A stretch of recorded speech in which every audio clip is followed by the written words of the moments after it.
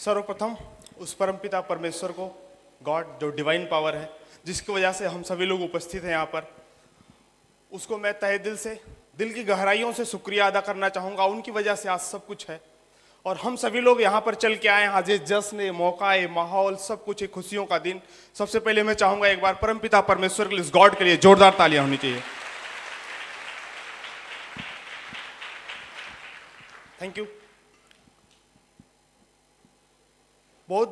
सबसे ज्यादा मैं धन्यवाद देना चाहूंगा अपने माँ बाप को, जिन्होंने एक अच्छा संस्कार दिया, अच्छे से पाला, बचपन में हमेशा एक अच्छे ड्रीम दिखाए। मैं दिल की गहराइयों से सर्वप्रथम उनको प्रणाम करता हूं। यहाँ पर उपस्थित हम सभी के ऑनरेबल, हम सभी के चीफ गेस्ट को मैं दिल की अनंत गहराइयों से प्रणाम करता हूं। मेरे पास कोई शब्द नहीं है और हमारे जैसे हजारों लाखों लोगों का जीवन बदल देने वाले सर्वप्रथम मैं सबसे आदरणीय श्रीमान और रॉयल ड्रीमर्स टीम के फाउंडर लीडर आदरणीय श्रीमान माधव सर को मैं तहे दिल से प्रणाम करता हूं। सर को मैं तहे दिल से प्रणाम करता हूं। जैसा आप लोगों ने वीडियो में देखा, सब कुछ देखा, एक नॉर्मल फैमिली से बिलोंग करता हूं। बहुत कुछ नहीं था, सामान्य परिवार था। पिताजी गांव में खेती करते थे और खेती भी बहुत ज्यादा नहीं थी, बहुत छोटी सी खेती थी, चल रहा था सब कुछ। और बचपन से ही बहुत क्राइसिस के साथ पिताजी ने पढ़ाया। बचपन से स्कूल जाता था, पढ़ाई करता था। दोस्त, बहुत ही नॉर्मल फैमिली से बिलोंग करता था। बहुत क्राइसिस था बचपन में, हमेशा सब कुछ देखता था। हम 2 भाई थे, 4 बहनें थी और सब और बहुत सारे लोग थे साथ में। झोपड़ी का मकान था, बहुत दिक्कतें थी। एक बात बोली जाए तो बहुत चैलेंजेस था, हमेशा देखते थे और पढ़ाई करते थे। स्कूल आना जाना पिताजी को देखते थे, खेती करते हैं, मेहनत करते थे बहुत। और बचपन में ही ये था कि कुछ बड़ा करना है। पिताजी हमेशा बोलते थे, बेटा कुछ बड़ा करना है, बेटा कुछ बड़ा करना है। और आपको बताऊं, पढ़ाई के दौरान ऐसे ऐसे दिन हमने देखे, आज तक पिताजी मेरे साक्षी हैं। बचपन से लेकर कभी भी पढ़ाई के दौरान साला फीस टाइम से नहीं जमा हो पाती थी। हरदम लाइन से अलग करके खड़ा कर दिया जाता था, लाइन से अलग करके खड़ा कर दिया जाता था। बहुत ही रिक्वेस्ट करने के बाद तब जाके फीस जमा होती थी। बहुत चैलेंज था, लेकिन हमेशा मन में था। पिताजी हर बार बोलते थे, बेटा कुछ तो बड़ा करना है। अंदर यही था, साला मेहनत अपने दम पे है, परिश्रम करना है हमको, मेहनत करेंगे। और जब भी पढ़ाई लिखाई करते थे, मैंने 2, 4, 5, 7, 8 जब तक पढ़ाई किया, हाई स्कूल, इंटर तक पढ़ाई किया। पढ़ाई में बहुत ही मेहनत से पढ़ाई करता था।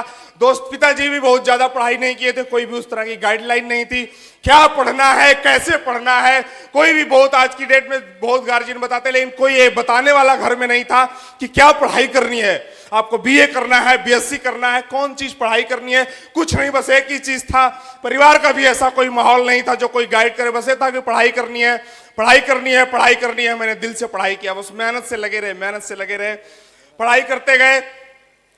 पढ़ाई के दौरान ग्रेजुएशन किया। ग्रेजुएशन करने के बाद, जैसा अभी आप लोगों ने देखा, भी ग्रेजुएशन करने के बाद बीएड का वक्त था, बीएड करना था, एंट्रेंस निकला था। और एंट्रेंस के दौरान दोस्त एंट्रेंस निकल गया, लेकिन एडमिशन कराने की फीस नहीं थी मेरे पास। आज भी जिस कॉलेज में एडमिशन कराया था, सबसे लास्ट स्टूडेंट था मैं, स्टूडेंट एडमिशन कराने वाला। दोपहर तक टाइम खत्म हो गया था, सारे कॉलेज के स्टाफ बोल दिए थे लड़का एडमिशन कराने नहीं आया था।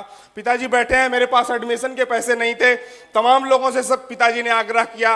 और दोस्त, एक बात बोली जाती है, जब समय होता है तो कोई साथ नहीं देता है। क्या बोल रहे हैं आप लोग?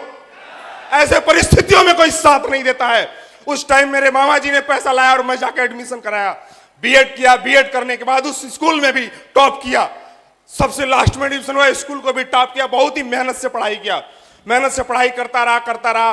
फिर और आगे तैयारी करता रहा। हिंदी से नेट हुआ, संस्कृत से नेट हुआ, ऐसे चल रहा था दौर। लेकिन ऊपर वाले का लाख लाख शुक्रिया और आप सभी भाई बहनों का बहुत बहुत आशीर्वाद रहा, माँ बाप का बहुत आशीर्वाद रहा। आपका ये भाई 2008 में प्राइमरी में अध्यापक हो गया, एक वैकेंसी आई थी, मैं सरकारी टीचर हो गया, एक अच्छी जॉब, सम्मानित जॉब मिल गई, अच्छी सैलरी, सब कुछ मिल गया, एक अच्छा पद मिला।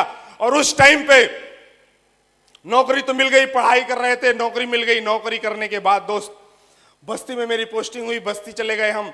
और पूरा घर में मिठाई बट रही है, अच्छा खासा माहौल चल रहा है और पॉकेट में एक पैसा नहीं है। उधार लेके घर मिठाई बांटी गई थी। लोग आते थे, बोलते थे आपका लड़का मास्टर हो गया है, हमसे बोलते थे मिठाई खिलाओ। पैसे नहीं थे, मिठाइयां बट रही, सब कुछ। वहां से आए, ट्रेनिंग चली, हमने ज्वाइनिंग कर लिया। ज्वाइनिंग करने के बाद इसी तरह चलता रहा, सिलसिला चल रहा था। बहुत चैलेंजेस आए और बहनों को पढ़ाना, छोटे भाई को पढ़ाना, ये सब चैलेंज चल रहा था जीवन में। और सारे लोग दोस्त बोल रहे थे, अभी तो बहुत मजा आ रहा है दोस्त, आप सरकारी नौकरी मिल गई है, और रियल में बहुत ही प्राउड वाली नौकरी थी। लाखों का सपना होता है, करोड़ों लोगों का सपना होता है, सर नो। आज की डेट में करोड़ों लोगों का सपना है गवर्नमेंट जॉब पाना, नौकरी मिल गई। आते थे जाते थे, और हमारे बहुत साथी हमारे साथ के ज्वाइनिंग करने वाले इस हॉल में बैठे हुए हैं।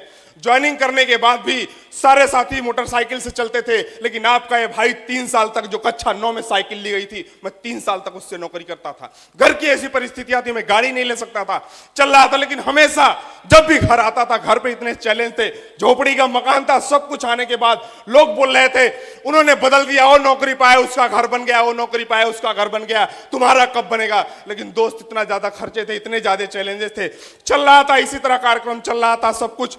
और जैसे ही फिर उसके बाद में नौकरी पा गया, पढ़ाई होने लगी, तो भाई को, छोटे वाले भाई को मैंने भेज दिया इलाहाबाद कि तुम मेहनत से पढ़ाई करो, दोनों भाई जब मजबूत हो जाएंगे बहुत बड़ा काम करके दिखाएंगे। और दोस्त, भाई ने पढ़ाई किया, बहुत ही मेहनत से पढ़ाई कर रहा था। लेकिन सन 2013 में जैसे ही खुशी हमारे ऊपर चढ़ रही थी, उसी टाइम पता नहीं क्या ईश्वर को मंजूर था, उसी टाइम दिसंबर 2013 में मेरे भाई का सिलेक्शन फाइनल हो चुका था और उसका दुर्घटना में मृत्यु हो गई। पूरे घर पे तो सारा घात पड़ गया, कोई भी परिवार स्टैंड करने की स्थिति में नहीं था।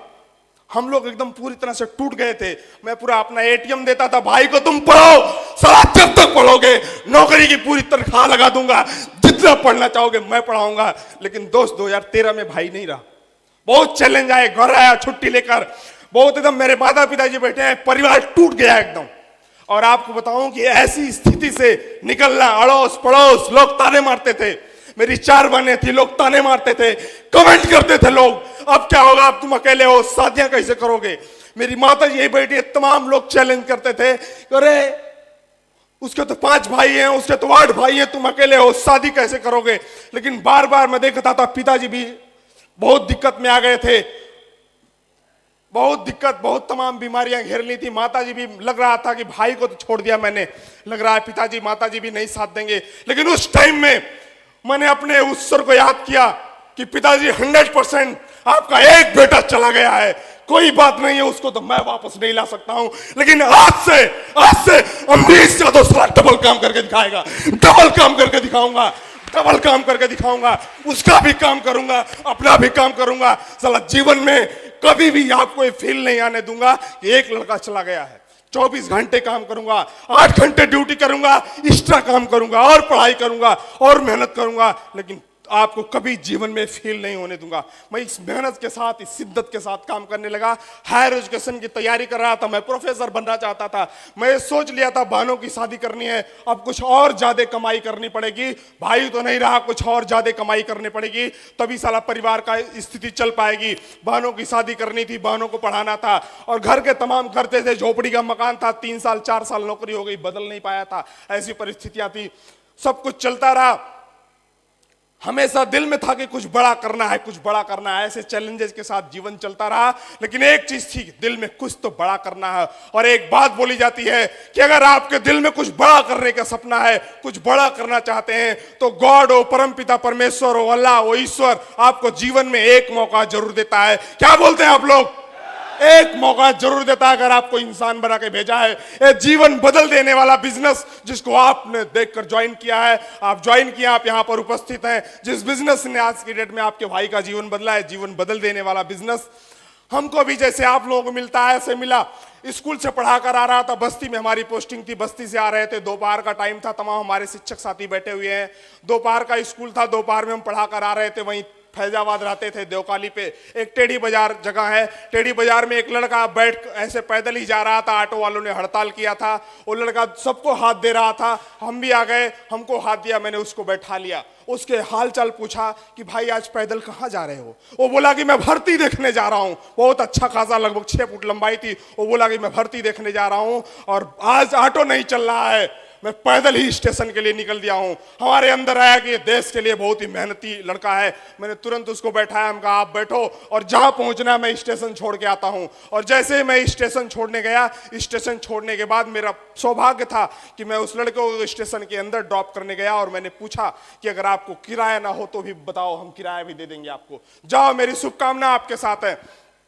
और जैसे ही मैं स्टेशन से बाहर निकल रहा था, ये जीवन बदल देने वाला बिजनेस एक अनजान व्यक्ति द्वारा उन्होंने हमको चाबी घुमाते हुए ऐसे निकलते हुए देखा, तुरंत बोला कि क्या आप पैसा कमाना चाहते हैं? आप लोगों से पूछ रहा हूं, क्या आप कमाना चाहते हैं? क्या आप कमाना चाहते हैं? और जितना सारे लोग मिल के बोले ना, उतना सारा अकेले बोला यस, पैसा कमाना चाहता हूं, बहुत भूख है पैसा कमाने की, बहुत भूख है पैसे कमाने की, जरूरत है परिवार में पैसा की। मैंने बोला, उन्होंने बोला कि किसी दिन आप 1 घंटे का टाइम दीजिएगा, उस दिन हम आपको बताएंगे। और किसी दिन मैंने बोला कि मैं एक अध्यापक हूं और हमारे पास रविवार को टाइम मिलता है, बाकी दिन मैं ड्यूटी करता हूं, रविवार को छुट्टी होती है, रविवार को टाइम मिलता है। तो उन्होंने बोला कि ठीक है, और आप सभी लोग सेफ साहब में ज्वाइन है, आप जानते हैं कि हमारा बिजनेस कब चलता है वेनु, रविवार को। जैसे हमने उनके मुंह की बात बोल दी, उन्होंने बोला कि ठीक है सर, रविवार को 1 घंटे का टाइम दीजिएगा, दोनों भाई देखेंगे, अगर हो सकता है तो किया जाएगा। फिर हम गए, फैजाबाद में रहते थे, प्रेस क्लब एक जगह थी, प्रेस क्लब में उन्होंने बुलाया और प्रेस क्लब में हम गए, वो बुलाए थे हमको, चूंकि हम लोग शिक्षक हैं, हम टाइम से गए, पूरा स्कूल टाइम तैयार हो गए, सीधे 9 बजे हाल में पहुंच गए। और वहां देखे, जैसे ही बैठ गए वहां, तो वहां देखे एकदम फर्स्ट क्लास लोग टाई सूट लगा कर आ रहे हैं। तो हमको लगा कि ये लग रहा है कुछ कंपनी वंपनी का मामला है क्या, लेकिन फिर भी बैठे रहे, क्योंकि हमने सोचा कि कुछ ना कुछ होगा, आए हैं तो जानकारी ले। फिर प्लान चलता रहा अपना, सब कुछ आए, कोई बोल रहा है हमने कमाए, हमने वो कमाया, प्लान चला। रियल में बताऊं कि प्लान इतना इंटरेस्टेड था कि मैं हिल नहीं पाया। और फिर उसके बाद सबसे ज्यादा जब उन्होंने बोला कि यहाँ से जीवन बदला जा सकता है, लाखों रुपए कमा सकते हैं बिना कुछ लगाए हुए, मैंने सोचा कि ऐसे कैसे हो सकता है। 20 साल पढ़ाई किया, बहुत मेहनत से पढ़ाई किया, शिद्दत के साथ पढ़ाई किया हूं, और 8 घंटे ड्यूटी करता हूं तो 30-35 हजार रुपए पाता हूं। ये बोल रहे हैं बिना कुछ लगाए, विश्वास नहीं हो रहा था। लेकिन उसके बाद बोल रहे थे कैसे आता है, इस चीज को बताने के लिए हमारे बीच में एक हमारे गुरुजी आ रहे हैं। और हमने बोला जब सबको सुन लिया हूं तो ये गुरुजी को भी सुनता हूं। तुरंत फिर एक लोगों का वेलकम हुआ, और आज रियल में हम लोग लिए रोल मॉडल हैं, यंगस्टर के रोल मॉडल है। मैं चाहता हूं श्री अरविंद सर के जोरदार ताली होनी चाहिए श्री अरविंद सर के लिए। आया सर ने पूरा प्लान बताया, सर अपना बताया कि देखिए मैं भी स्टूडेंट हूं, मेरा जीवन बदल रहा है। तुरंत दोस्त फिर हमने बिजनेस की शुरुआत की, और शुरुआत करने का वाकया ऐसे था जैसे हमने बोला सब कुछ क्लोजिंग हुई। सर ने बोला कैसा लगा, हमने कहा बहुत अच्छा लगा, मैं करना चाहता हूं।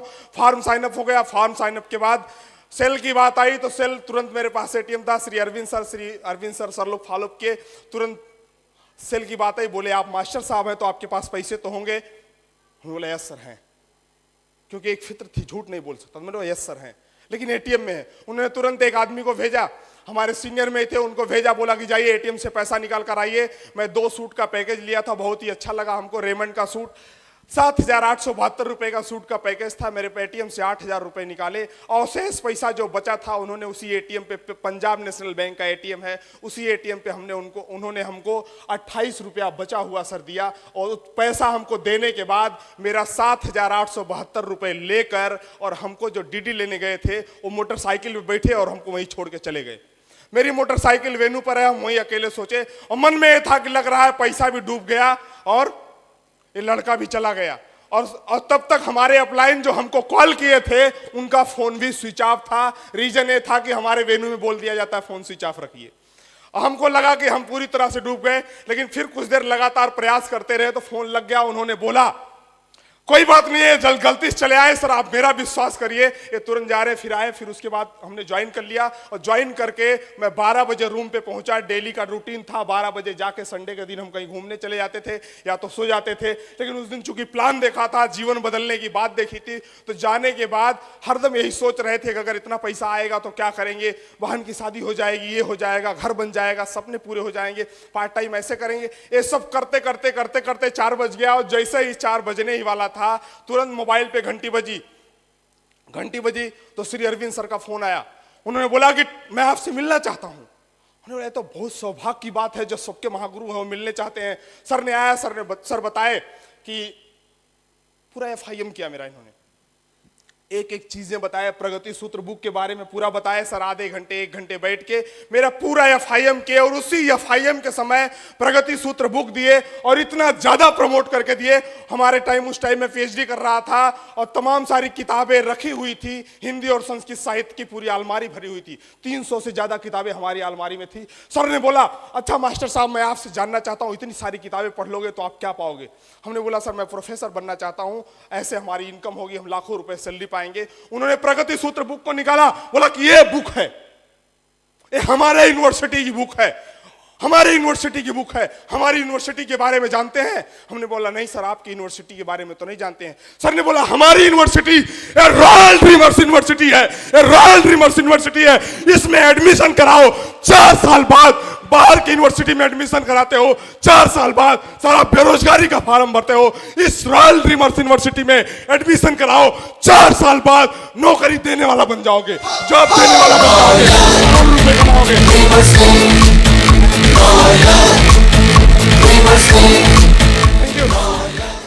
इस रॉयल ड्रीमर्स टीम की एकमात्र बुक है, इस बुक को पढ़ोगे तो आप लाखों रुपए महीने कमाओगे, जीवन बदल जाएगा। और जैसे मैं कहा सर ये मैं जरूर पढ़ना चाहता हूं, सर पीछे खींचे, फिर मैं चाहा सर पीछे खींचे, बोले कि बुक लो लो आप पढ़ो, पूरा उन्होंने लिस्ट बनवाया, मेरा ड्रीम सपना सब कुछ लिखवा दिया। उसके बाद से आपको मैं आज मंच के माध्यम से बताना चाहता हूं, सर पूरा FIM करते समय 6 बज गया था, और 6 बजे के बाद रात के 2:30 बजे तक मैं उस पूरी बुक के 88 पेज को पढ़ डाला, उठा ही नहीं, उसको हाईलाइट करके पढ़ डाला। बहुत इंपॉर्टेंट चीज है, एक सवाल है, एक जवाब है, और पूरी रात पढ़ने के बाद सुबह मैंने कमिटमेंट कर लिया कि अब सारा कुछ बड़ा हो जाएगा। इतनी बेहतरीन बुक मिली है, और मात्र इस बुक को पढ़ने से हमारा जीवन बदल जाएगा। फिर मैंने बिजनेस की शुरुआत की, और शुरुआती दौर में आप सभी लोग जानते हैं, शुरुआती दौर में आदमी अपने करीबियों को बताता है प्लान, यस सर नो? मैं लकी था, मैं कुछ साथियों को प्लान बताया और उन लोगों ने ज्वाइन किया। ऐसे में श्री अरविंद सर, श्री वीरेंद्र सर हमारे बीच में है, एक हमारे मित्र थे श्री अरविंद सर, उनको भी मैंने प्लान दिखाया, वीरेंद्र सर को दिखाया, तमाम लोगों को दिखाया। हमारे ऐसे क्लोज मित्र थे, इन्होंने तुरंत ज्वाइन किया और हमारा चेक भी बना। काम चलता रहा, धीरे धीरे काम चलता था। स्कूल आते थे, स्कूल से पढ़ा के जब भी हम आते थे प्लान दिखाते थे अपना, धीरे धीरे काम की शुरुआत हो गई, काम चलता रहा, धीरे धीरे काम चलता रहा। उसके बाद सर ने बोला कि और बाहर के लोगों की भी लिस्ट बनाइए, जो बाहर हैं, दूर हैं, हमारे साथ पढ़ाई करते थे, एक हमारे बहुत ही परम मित्र थे। उनसे मैं फोन किया, उनको बोला कि मित्र एक बहुत बड़ा बिजनेस मिल गया है, हम लोग साथ में B.Ed किए थे, हमारी जॉब लग गई, आप जॉब नहीं पाए, लेकिन मेरे पास एक ऐसी अपॉर्चुनिटी है, यहाँ आप जीवन बदल सकते हैं। उन्होंने बोला कि ठीक है सर, आप मिलिए बताइए हमको। मैं फैजाबाद में रहता था, और स्कूल से पढ़ाकर मैं स्कूल से निकलते समय मेरा रूटीन था कि सुबह जाने से पहले, स्कूल जाने से पहले मैं 1-2 प्लान दिखा के स्कूल जाता था। और फिर जब भी स्कूल से आता था तो इतना शेड्यूल सेट रहता था कि स्कूल से आने के बाद मैं 2-4 लोगों को प्लान दिखाता था। स्कूल इंटरवल टाइम में ही मैं 2-4 लोगों से कॉल करके टाइम ले लेता था, इनको मिलना है। मैंने उनसे टाइम लिया फैजाबाद देवकाली पे, और बोले कि मैं देवकाली पे मिल रहा हूँ। मैंने बोला सर मैं वहीं आ जाऊँगा, हमारी आपकी मुलाकात होगी, आधे घंटे की मुलाकात है।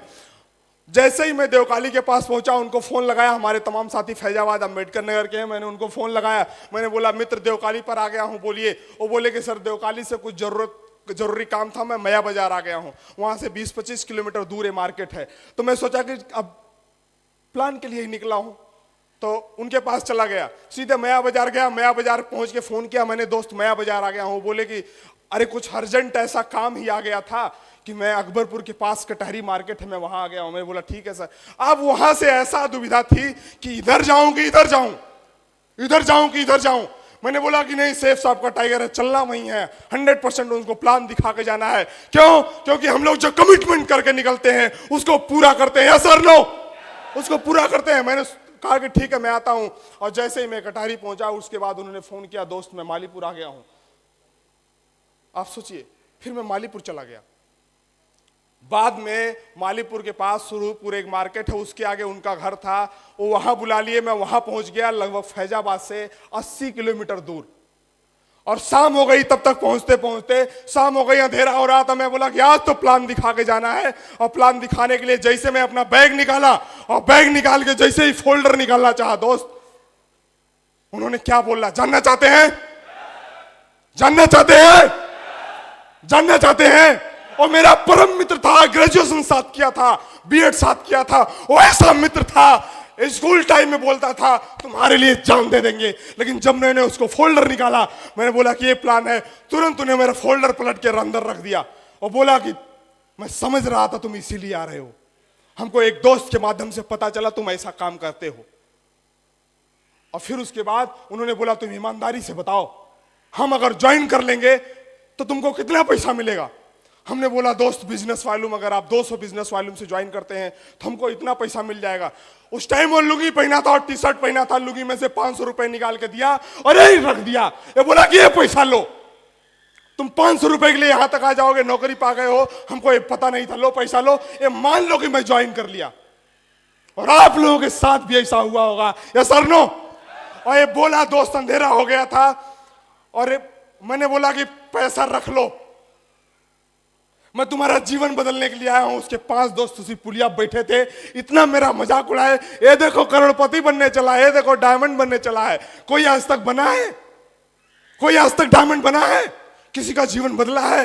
मैंने किसी के बारे में बताया लेकिन बिलीव नहीं किया और मेरा 15 मिनट तक बहुत ही मजाक उड़ाया। बोला जिस दिन बन जाना उस दिन आना और ये लो 500 रुपए तेल डला लेना। मैंने बोला कि कतई नहीं।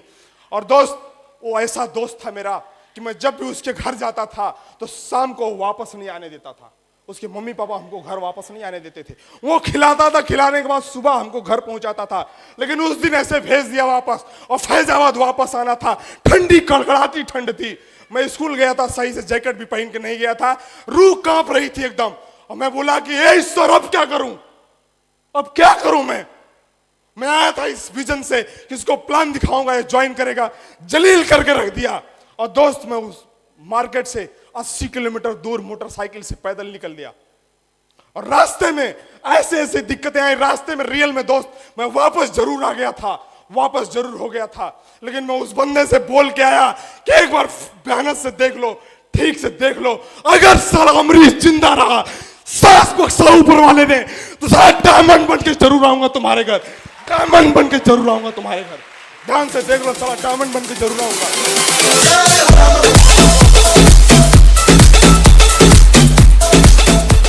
Thank you.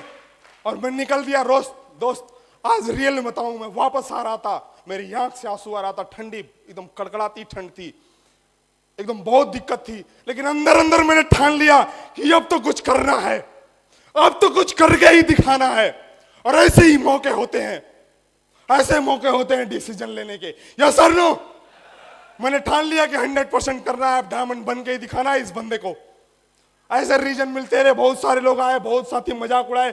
तुरंत फैजाबाद पहुंच गया। रात के टाइम भूख नहीं लग रही थी और नींद नहीं आ रही थी, रियली बताऊं, बहुत चैलेंज था। मैंने तुरंत अपने अपलाइन को फोन लगाया, गुरुजी को, और इस बिजनेस में मैंने सर को फोन लगाया, गुरुजी आज मेरा वो परम मित्र मना कर दिया जिसके ऊपर मेरा 100% बिलीव था, वो मना कर दिया। वो बोल रहा है कि बिजनेस नहीं चलता, कोई डायमंड नहीं बनते। मेरी 1 घंटे लगातार कंटिन्यू अरविंद सर से बात हुई, कंटिन्यू 1 घंटे लगातार बात हुई। मैंने बोला कि आज सर कुछ डिसीजन बता दीजिए, आज कुछ बता दीजिए, वापस दोबारा उस मार्केट में कौन सा मुंह लेकर जाऊंगा। सर ने बोला कोई बात नहीं टाइगर, कोई बात नहीं है, डायमंड किसको बनना है? हमने बोला हमको बनना है। बहनों की शादी किसको करनी है? अमरीश को करनी है। परिवार में दिक्कत किसके है? अमरीश के। सर ने बोला कोई बात नहीं है। अरे 1 मना कर दिया, 2 मना कर दिया, हम आपके साथ हैं, ये पूरा अपलाइन आपके साथ है, ये सिस्टम आपके साथ है, रॉयल ड्रीमर्स आपके साथ है, हम मिलकर इतिहास बनाएंगे। सर के माध्यम से सुनने को मिला। और आप सभी लोग जानते हैं, हम सभी लोग ग्राउंड पे काम करते हैं, और जब काम करते हैं, जब भी स्ट्रेस आती है, थकान आती है, तो केवल एक जगह होती है अपलाइन। Yes sir no? एक जगह होती है अपलाइन। और आज तक मैंने जब से बिजनेस में काम करना शुरू किया, लोगों ने मना किया, लोगों ने तिरस्कृत किया, लोगों ने बेइज्जत किया, लोगों ने मजाक उड़ाए, लोगों ने क्या क्या नहीं कहा, और कोई भी आज तक जिसको मैंने प्लान दिखाया, सिंगल बंदा मिलने वाला ऐसा नहीं मिला जिसको मैंने प्लान दिखाया वो बोला हो कि तुम डायमंड बन सकते हो। सिंगल ऐसा कोई व्यक्ति मिला नहीं जिसको मैं प्लान दिखाया वो बोला कि आप डायमंड बन सकते हो। केवल और केवल इस बिजनेस में इन्हीं महागुरुओं ने, इन्हीं अपलाइनों ने, कुछ भी थक के आओ, हर के आओ, फंस के आओ, जैसे भी चैलेंज करके आओ, कहीं भी दिक्कत में आओ, परेशानी में आओ, कुछ भी हो, एक काल लगाओ अपलाइन को, सारा स्ट्रेस खत्म। या सर नो? मैंने तुरंत फोन लगाया, सर ने बोला कि आपको डायमंड बनना है, आप इतिहास लिख देंगे। मैंने शुरुआत किया काम की, सर लोगों से मिलता रहा, सर के लोगों के द्वारा बताई गई वो सारी बातें कभी आज तक जब से मैंने बिजनेस ज्वाइन किया आज तक कभी भी एक भी मीटिंग नहीं छोड़ा, एक भी फंक्शन नहीं छोड़ा, एक भी संडे फ्राइडे ट्रेनिंग नहीं छोड़ा। कंटिन्यू बिजनेस में, कंटिन्यू फंक्शन में, जो भी अपलाइन ने बता दिया, जो भी सर लोगों ने बता दिया, जो भी गुरुदेव ने बता दिया, मेरे लिए ब्रह्मा की लकीर है। 100% करना ही करना है उसको, 100% करना ही करना है। इस बिजनेस में काम चलता रहा, काम चलता रहा। लोग बोलते हैं बिजनेस में कोई डायमंड नहीं बनता है। बहुत सारे लोगों को डायमंड बनते हुए हमने देखा, और इसी हाल में मैं डायमंड बनते हुए देखा। और यहाँ पर डायमंड सेलिब्रेशन हो रही थी, डायमंड सेलिब्रेशन हो रही थी। और एक बार मैं जेपी पैलेस में आया था, आदरणीय Shri Arvind sir, Shri JP sir ने पास प्रमोट करके बुलाया था कि टाइगर चलो, जो व्यक्ति जेपी पैलेस में डायमंडशिप देख लेता है 100% डायमंड बन जाता है। बहुत दिक्कत के साथ, चैलेंज के साथ मैं आया था यहाँ, और सीट नहीं मिली थी इसी हाल में, इसी हाल में सारा सीट नहीं मिली थी। पीछे खड़ा था, पूरे सुबह 10 बजे से लेकर शाम को 5 बजे तक खड़ा था। और वही हाल से निकलने के बाद मैंने कमिटमेंट लेकर गया कि 100% साला इस हाल में अमरीश यादव इस मिट्टी को पैदा, इस मिट्टी की कसम खा के जाओ। मैं बाहर इसी गेट को, इसी जेपी पैलेस की मिट्टी को चूम के गया था। यही जेपी पैलेस होगा, अमरीश की एंट्री होगी, यही जेपी पैलेस होगा, अमरीश की एंट्री होगी। और साला डायमंड बन के एंट्री करेंगे, डायमंड बन के एंट्री करेंगे, डायमंड बन के एंट्री करेंगे। लोग बोलते हैं कि कोई डायमंड बनता नहीं। शुरुआत किया, रूबी बना, गोल्ड बना, पर्ल बना, टोपाज बना, एमरल्ड बना, और आज आपके सामने डायमंड बन के खड़ा है। भाई आपका डायमंड बन के खड़ा है, आज मैं डायमंड बन के खड़ा हूं। और ये जो भी डायमंडशिप हुई है, ये हमारा कोई अचीवमेंट नहीं है। हमने काम की शुरुआत की, हमारे तमाम साथी, हमारे सभी लीडर जो एकदम नंबर 1 टीम है, बहुत मेहनती, बहुत विजनरी टीम है। और केवल अकेले डायमंड नहीं बना, जैसे डायमंड बनने के हरदम सोचता था तो बार बार आता था फैजाबाद और सर से बात करता था, गुरुजी जल्दी डायमंड बनना है, डायमंड तो बनना है लेकिन जल्दी डायमंड बनना है, ओ वाला सूत्र बताओ जल्दी डायमंड बनने वाला। तो सर एक ही बात बोलते थे कि मित्र, छोटे भाई, बड़े भाई, डायमंड अगर बनना है तो वेन्यू खड़ा करने पड़ेगा। किसी जिले में जाओ, वहां अपना साम्राज्य स्थापित करो, बिजनेस बड़ा करो, खड़ा करो बिजनेस को, तब डायमंड बनते हैं। यहीं पर आओगे, रोज यहीं पर आओगे, डायमंड नहीं बनते हैं। भारत में फैलाना बिजनेस, पूरा दमदारी से काम करना है। मैंने बोला गुरुजी आशीर्वाद दीजिए, जिस कोने में साला भेज देंगे भारत के उस कोने में बिजनेस खड़ा कर दूंगा। सर ने बोला कि बहुत दूर जाने की जरूरत नहीं है, जॉब को करते हुए स्कूल से आओ, उसके बाद कहीं जाके बिजनेस खड़ा कर दो। मैं स्कूल से आता था, सबसे नजदीक जिला हमारे पास में अंबेडकर नगर है, अकबरपुर है, वहां के बहुत सारे लीडर आए हुए हैं। मैं चाहता हूं उनके लिए जोरदार ताली होनी चाहिए। अंबेडकर नगर गया सबसे पहला वेन्यू लेकर, और मैं वेन्यू उस टाइम स्टैंड करने गया था जब मैं लीडर क्लब में था। मेरी 20 की टीम थी। गुरुदेव से आशीर्वाद लिया, श्री अरविंद से, श्री अरविंद सर से आशीर्वाद लिया। फ्राइडे ट्रेनिंग में श्रीमान जेपी सर आए थे, जो उसके बेताज बादशाह। मैं चाहता हूं सर के लिए भी एक बार जोरदार ताली होनी चाहिए, जोरदार म्यूजिक के साथ जोरदार ताली होनी चाहिए।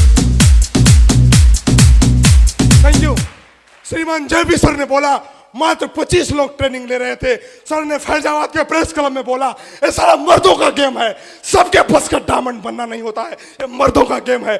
जिसकी मैया ने दूध पिलाया है वो डायमंड बन के दिखाएगा। और किसको क्या लगा, किसको क्या नहीं लगा, लेकिन सबसे पीछे हाल में बैठा था। मैं लास्ट में सर से बोला, सर एक बार देख लीजिए, पूरा ठीक से देख लीजिए, साला माँ का दूध पैदा किया पिया हूं, 100% डायमंड बन के दिखाऊंगा। सर ने बोला डायमंड ऐसे नहीं बनते, रोज यहीं आओगे, जाके वेन्यू खड़ा करो।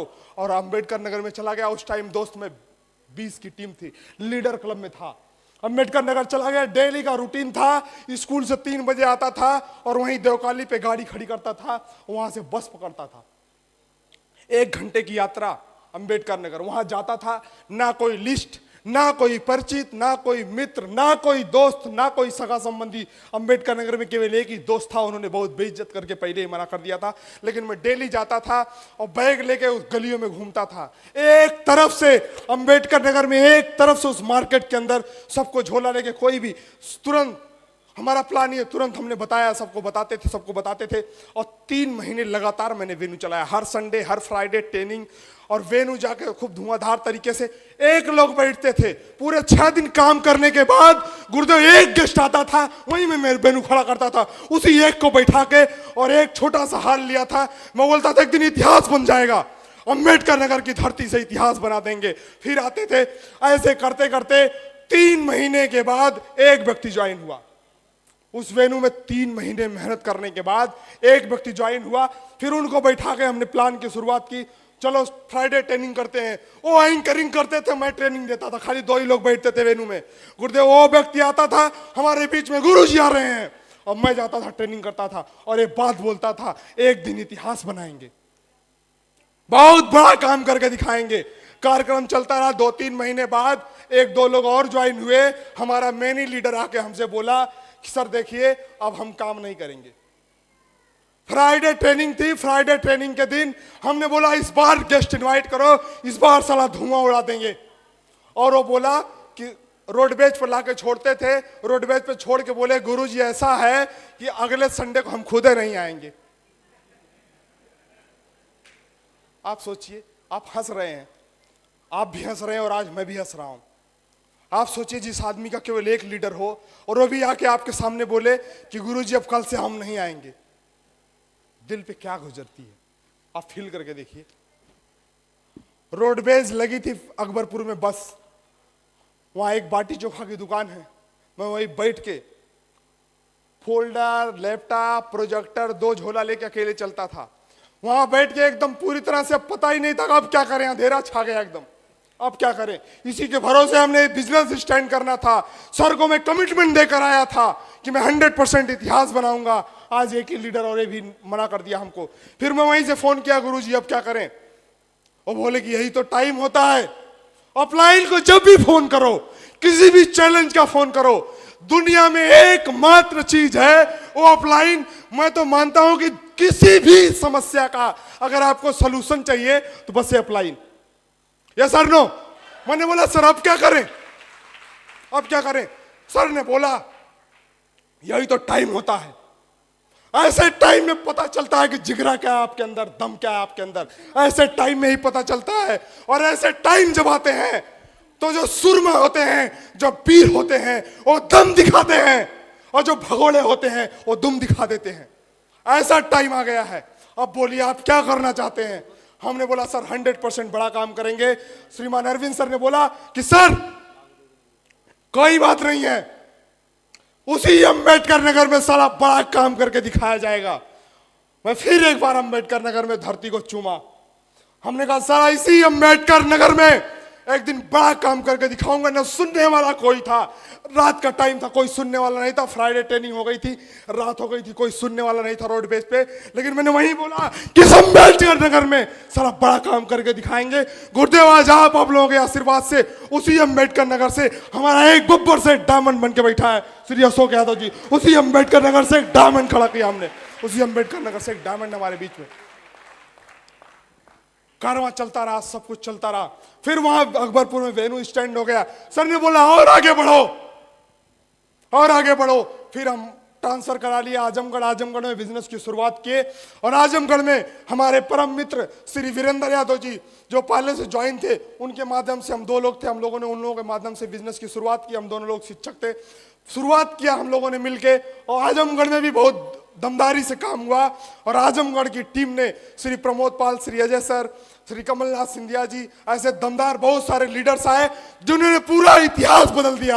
आजमगढ़ में जब हम लोग काम करने जाते थे, सबसे पहली बार मैं जब आजमगढ़ में प्लान दिखाने गया था, उन्होंने बोला कि आजमगढ़ में कब से प्लान कर रहे हो। मैंने बोला कि अभी दोस्त ट्रांसफर में आया हूं, मैं पहली बार आपको ही दिखा रहा हूं। वहाँ एक सिधारी मार्केट है, सिधारी में सर मैं प्लान दिखा रहा था। वो बोला कि तुम कब से डायरेक्ट सेलिंग करते हो, क्या करते हो।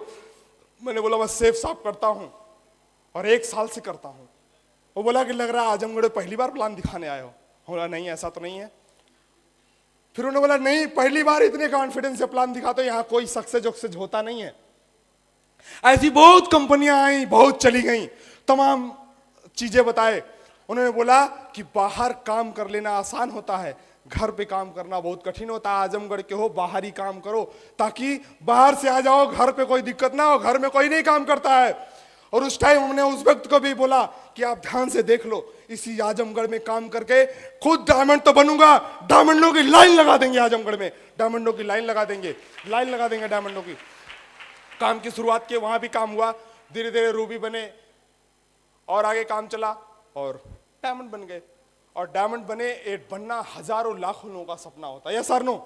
और जब से शुरुआत किया था तब से एक ही चीज थी, एक ट्रॉफी हमको चाहिए, एक ट्रॉफी हमको चाहिए, एक ट्रॉफी हमको चाहिए। बचपन से ही यही चाहत थी, जब से इस बिजनेस में पैदा हुए, जब इस बिजनेस में मेरा बचपना था, तब से मैं इसी लक्ष्य के लिए काम किया था। एक दिन तो 100% डायमंड बनना है, इसमें आना है। और जब भी चैलेंज आते थे, जब भी मैं मोटिवेट होता था, तभी मैं एक ही चीज देखता था, आदरणीय श्रीमान माधव सर की वीडियो देखता था। और आज की डेट में आदरणीय श्रीमान माधव सर, आदरणीय श्रीमान परशुराम सर की बड़ी बड़ी फोटो लगा के मैं डेली सुबह उठ जगता हूं तो एक बार देखता हूं कि ऐसे बनना है, सर के जैसे बनना है। सर भी शिक्षा विभाग से हैं, ऐसे बनना है। और कंटिन्यू शुरुआत करते रहे, कंटिन्यू शुरुआत करते रहे, चलते रहे, आज यहाँ पर है। और दोस्तों आज की डेट में बात बोलूं कि यहाँ तक पहुंच गए हैं। और आप लोगों ने, बहुत सारे भाई, बहुत बने, आप लोग भी आज यहाँ पर देख के, आप लोगों ने भी किसी कोने में सोच के, आपने भी एक कमिटमेंट किया होगा, हम भी डायमंड बनेंगे, yes sir no, yes sir no. आपने भी कमिटमेंट किया होगा। तो 100% मैं आज यहाँ पर पहुंच के इस बात को विश्वास दिलाता हूं कि आप भी डायमंड बन सकते हैं, आप भी 100% डायमंड बन सकते हैं। और बाकी जगह से आसान काम है, सब कामों से आसान काम है डायमंड बनना। आप भी डायमंड बन सकते हैं। और डायमंड बनने के लिए जब भी चैलेंज आता था, सर की एक कहानी, श्रीमान माधव सर की एक कहानी हमेशा याद आती थी, आज भी हमेशा मैं उसको सुनता रहता हूं। सर बोलते थे कि जब भी एक चट्टान होती है, चट्टान से पत्थर निकाले जाते हैं, वो पत्थर जब वहां से निकलता है तो सारे पत्थर एक साथ निकलते हैं। लेकिन जब वो क्रशर में आता है, जब एक मूर्तिकार के पास आता है वो पत्थर, तो मूर्तिकार सबसे पहले उस पत्थर को पकड़ता है और चोट मारता है, चोट मारता है, चोट मारता है, चोट मारता है। और 2 चोट में, 4 चोट में वो पत्थर टूट जाता है। और जो पत्थर टूट जाता है वो फर्श पे लगा दिया जाता है। जो चोट खाता है, चोट खाता है, चोट खाता है, चोट खाता है, चोट खाता रहता है और टिके रहता है, वही पत्थर एक दिन मूर्ति बन जाता है। और हजारों लाखों लोग सैकड़ों साल तक उसकी पूजा करते हैं, सैकड़ों साल तक उसकी पूजा करते रहते हैं। चोट खाता है, चोट खाता है। उसी तरह इस बिजनेस में जब हम आते हैं तो तमाम चैलेंज आते हैं, हमको चैलेंज मिलते हैं, मना करते हैं, तिरस्कृत करते हैं लोग, लेकिन लगे रहते हैं तो एक दिन 100% हम यहाँ पहुंच जाते हैं। यस सर नो, 100% हम यहाँ पर पहुंच जाते हैं। और एक कहानी ने हमेशा हमको मोटिवेट करा और आज यहाँ पर पहुंच गए। यहाँ पर पहुंच के एक बार मैं पुनः आप सभी को बहुत बहुत धन्यवाद देता हूँ, बहुत बहुत धन्यवाद देता हूँ। आज की डेट में अचीवमेंट की बात करूँ, जब मैंने बिजनेस को ज्वाइन किया था तब तक मेरे पास झोपड़ी का मकान था, आज की डेट में मकान मेंटेन करता हूँ, कार भी है, बहुत अच्छा जीवन स्तर बदल गया। आज की डेट में जीवन बोलूँ तो जीवन पूरी तरह से वहां से लेकर गुरुदेव लोगों के आशीर्वाद से, इस सेफ साहब के आशीर्वाद से, इस रॉयल ड्रीमर्स टीम के आशीर्वाद से, वहां से जीवन आज यहां पर आ गया है, पूरी तरह से बदल गया है जीवन। और गुरुदेव लास्ट में मैं एक बात जरूर बोलना चाहता हूं, आज मैं इन भाइयों के बदौलत, इन साथियों के बदौलत, इस नंबर 1 टीम की बदौलत मैं मन से एक कमिटमेंट करना चाहता हूं। अभी तो हम डायमंड बने हैं, साथ में हमारा एक साथी श्री अशोक सर डायमंड बने। इसी दिसंबर 2022 तक 100% साथ में 6 डायमंड खड़े होंगे, 6 डायमंड खड़े होंगे, 6 डायमंड खड़े होंगे, 6 डायमंड खड़े होंगे। Thank you. और गुरुदेव फिर मैं इस मन से कमिटमेंट करना चाहता हूं, आम काम करने के लिए, नॉर्मल काम करने के लिए अमरीश पैदा नहीं हुए हैं, सामान्य काम करने के लिए अमरीश पैदा नहीं हुए। बहुत बड़ा इतिहास बनाना है इस डायरेक्ट सेलिंग इंडस्ट्री के अंदर, इस डायरेक्ट सेलिंग इंडस्ट्री के अंदर बहुत बड़ा नाम कमाना है। हमारे श्रीमान आदरणीय श्रीमान परशुराम सर, श्रीमान माधव सर, ऐसे बनना है सर। गुरुदेव आपने बोला है एक दिन सारा डायरेक्ट सेलिंग इंडस्ट्री के अंदर, इस डायरेक्ट सेलिंग इंडस्ट्री के अंदर, इस सेफ शॉप के अंदर, इस रॉयल ड्रीमर्स टीम के अंदर नाम की पहचान होगी, दुनिया जानेगी सर, पूरी दुनिया जानेगी, पूरी दुनिया जानेगी।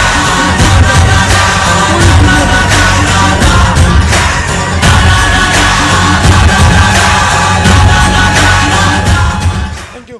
एक दिन इतना बड़ा काम कर रहा है उसी मिशन के साथ। और जो भी भाई बहन साथ में आए हैं, जो भी आप यहाँ पर बैठे हैं, 100% आप साथ दीजिए।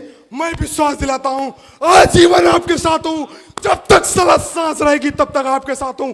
आप पसीना बहाओगे, अमरीश ज्यादा साला खून बहा देगा, वहां खून बहा दूंगा भाई, खून बहा दूंगा साला। जीता हूं इस बिजनेस को। बिजनेस नहीं, आज की डेट में इस बिजनेस साला ब्लड में है, ये बिजनेस मेरा, जैसे सुबह जागता हूँ एक बिजनेस, ये बिजनेस सारा सांसों में है, ये जीवन में है बिजनेस। आप सभी भाई बहन इस भाई पे बिलीव किए हैं, सारा खून का कतरा कतरा निपाट दूंगा, कतरा कतरा बुझा दूंगा, एक एक भाई बहन को सलाह इस मन से लाऊंगा। आज सभी भाइयों के सामने, अपने गुर्दों के सामने अमरीश यादव सारा कमिटमेंट लेता है, 100% आपको इस मंच तक लाऊंगा, ये मेरा कमिटमेंट है। थैंक यू आप सभी लोगों को पुनः मैं एक बार बहुत बहुत धन्यवाद करता हूँ, बहुत बहुत धन्यवाद करता हूँ, बहुत बहुत धन्यवाद करता हूँ, बहुत बहुत धन्यवाद।